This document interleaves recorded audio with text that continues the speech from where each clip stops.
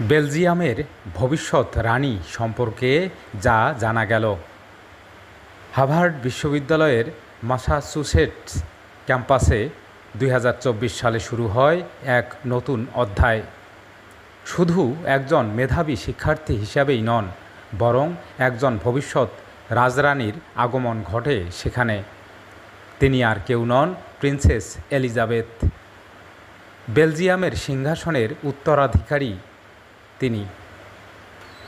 2024 সালের 25 অক্টোবর 23 বছরে পা দেওয়া এলিজাবেথ গত সেপ্টেম্বর থেকে পাবলিক পলিসিতে 2 বছরের মাস্টার্স প্রোগ্রাম শুরু করেছেন হার্ভার্ড কেনেডি স্কুলে। যুক্তরাষ্ট্রে হয়তো এখনও খুব একটা পরিচিত নন তিনি, তবে ইউরোপের রাজ পরিবারের একজন গুরুত্বপূর্ণ সদস্য হিসেবে ইতিহাস গড়তে চলেছেন এলিজাবেথ।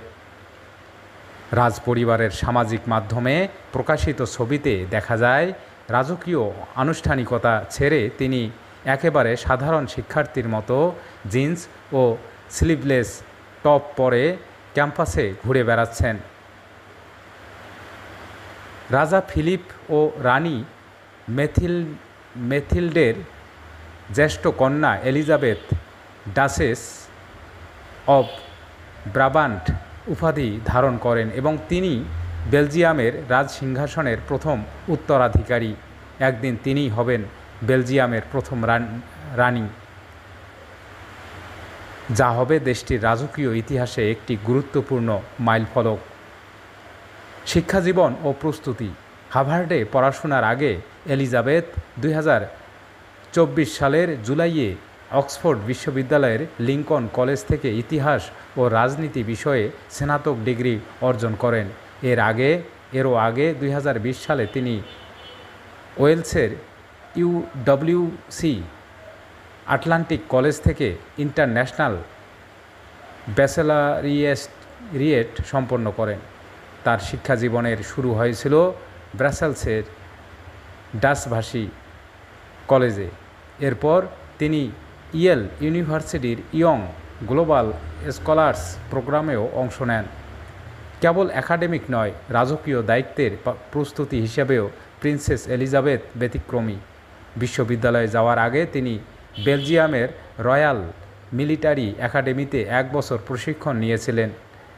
এছাড়াও তিনি 4টি ভাষায় পারদর্শী: ডাচ, ফরাসি, জার্মান এবং ইংরেজি। রাজদায়িত্ব ও ব্যক্তিগত জীবন।